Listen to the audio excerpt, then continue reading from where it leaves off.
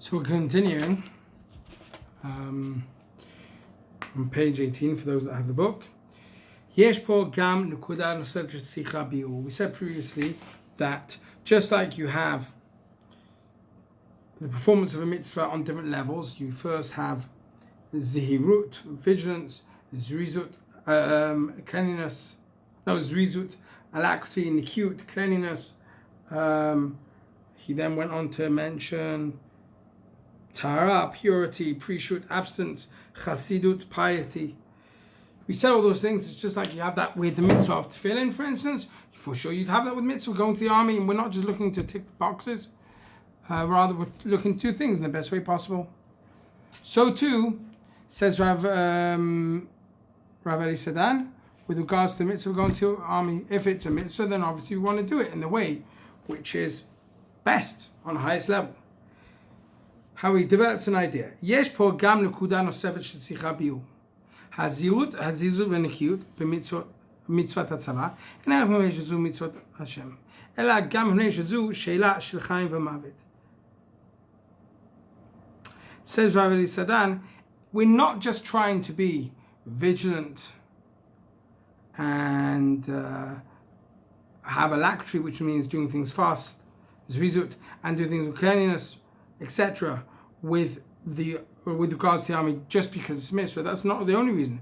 It's also because it's a question of life and death, right? If I'm not a best soldier, then I'm endangering someone, not just myself, but endangering others, and endangering the success of the mission. ברגע המכריע, תעמדו במצבים שבהם אם התאמצתם באופן הכי טוב באימונים, אז חבריכם ינצלו. When it comes to it, a point where it really matters, you will be placed in situations that if you made the greatest effort during training, then your life and the life of your friends will be saved. Vimlo, and if you didn't make that kind of effort, as תדעו לכם, then you should know שאתם תגרמו לאנשים אחרים להיהרג. You should know if you didn't make the utmost effort during training to be the best soldier you could be and to train the correct way, then you will be the one that caused other people to die. אחוז גבוה מאוד של חיילים שנפגעו במלחמה נפגעו כתוצאה כך שלא נהגו לפי כללי שדות פשוטים. Says a large percentage of people who are injured and worse in war are injured and as results that they didn't follow the simple rules of sadot, like field operations. למשל, כשאתה עומד מאחורי מחסה, יש עוד מאיפה להוציא את הרובה. When you stand behind a barrier or hiding place, there are rules how to stick out your gun, from where you should do it. מאיפה את הראש, where you should stick your head out of. לא מוצאים את הראש פעמיים מאותו מקום. You don't stick out your head twice from the same place, because if the sniper saw you the first time but couldn't get a shot off in time, he's going to be looking at the same place again, so you take your head out from the house. יש עניין של מיעוט, שתזמון. There's also a question of doing it speedily and doing it in turn or in time with those around you, right? You're staging it this way, you're staging it here, right? Everyone's taking out their heads, not everyone at the same time, but taking in turns, etc. אחד המושגים הכי מעצבנים בצבא קרוי פזצתא, right? One of the most annoying things in the army in training is פזצתא, where they say פזצתא and you have to react to as if a grenade was thrown at you. זה חלק אינטגרלי מאימון הפרט. Also פזצתא is when you, sorry, it's not just that. It's not even that. Really, it's when you put out your arm in front, or your left arm in front of you if you're shooting with your right, and you launch yourself into shooting position when you're attacked. Okay, and then you go down to the floor straight away. Okay, it's a integral part of prat, right? So you have different levels of rovaut. Rovaut is how you learn to use your gun. So there's prat, the semed, this kita. Those of you who will not just be in Shiyam will know more about this, but there's ways of acting as infantry, as an individual soldier, in pairs, in a kita, in a chulia. So, okay, all these different things. So the lowest level is prat, one guy.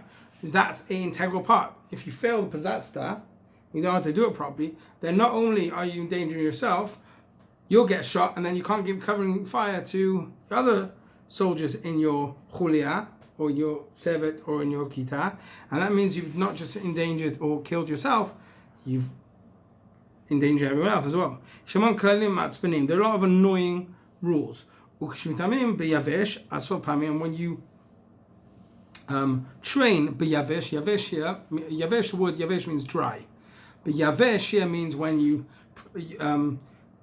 practice when you're with no bullets, right? It's dry from bullets. Your gun's got no bullets in it. You just train like that.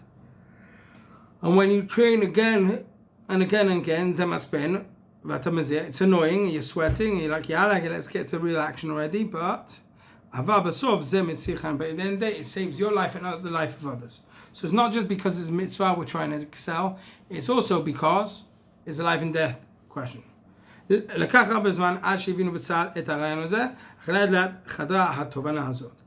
a long time for Tzal to get this idea of excelling to save one's own life and others, but eventually this understanding was adopted.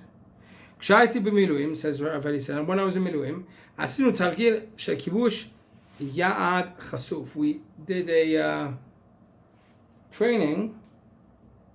So Rav Eli is saying, when we were in Miluim, we did some training of how to capture a exposed target, meaning like a hill of some kind.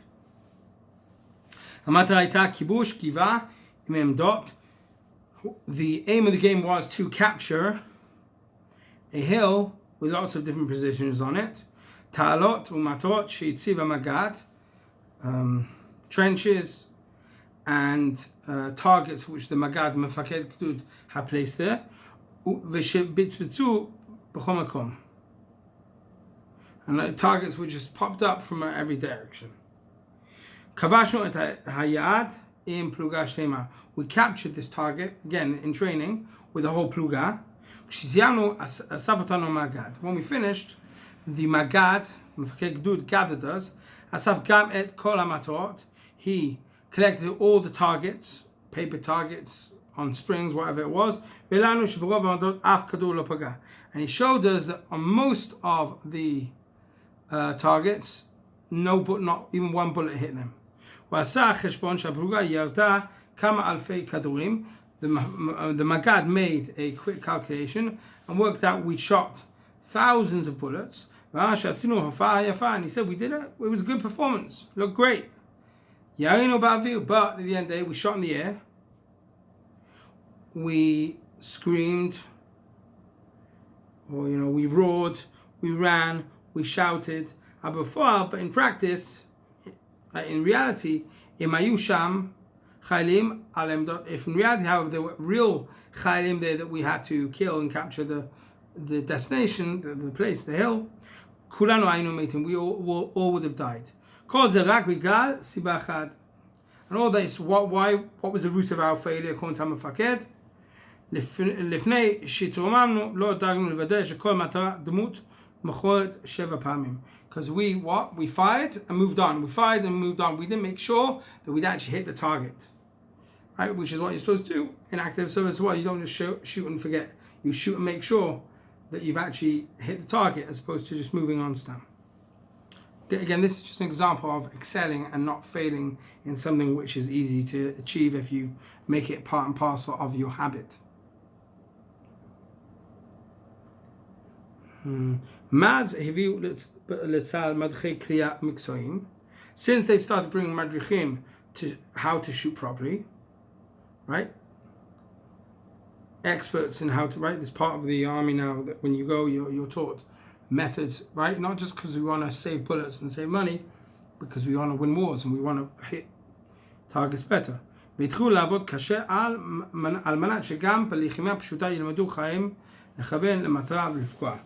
not just talking about special missions now. We're doing normal Sal day-to-day fighting. We want our soldiers to be able to hit the target. There's no wisdom here, meaning that that terminology means it's not that deep, meaning it's obvious. This is something we need to do, it's standard. כשמגיעים ללחימה אין אפשרות לחשוב אלא נוהגים על פי הכללים שטבעו בך. When you go to war, there's not much time to think. Rather, we conduct ourselves according to the klalim, the rules that were already been ingrained within us through habit. And that means, when do you achieve that habit? In training.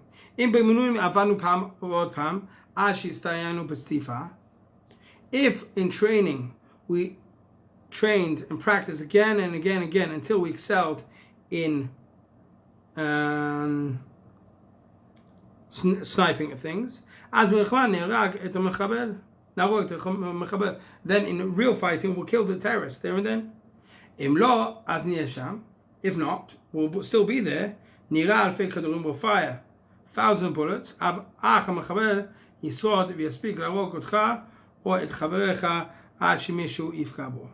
But if you don't practice, we'll fire 1,000 bullets, but the Mechabel will survive and it will kill you or your friends until someone eventually kills him.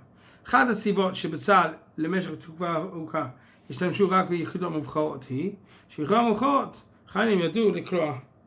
reason why, according to Rav Elisdan, for years, the army only really used their special units for missions, was because they at least knew how to fire and hit their target. Right? So one second. Now he's saying, now we can excel as well. And our job is to excel. And the army is also counting us on the normal non-elite units as well. And therefore we need to make an effort that we can excel and be elite even within the normal units. It says, Rav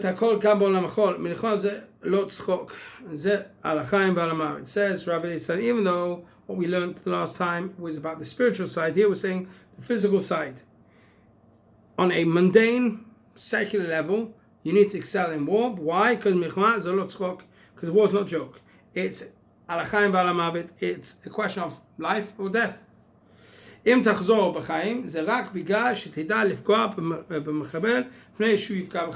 you return alive from the battlefield, it's only because you knew to shot him faster than he knew to shot you. Because you know how to find cover in a fast and effective way, faster than he would.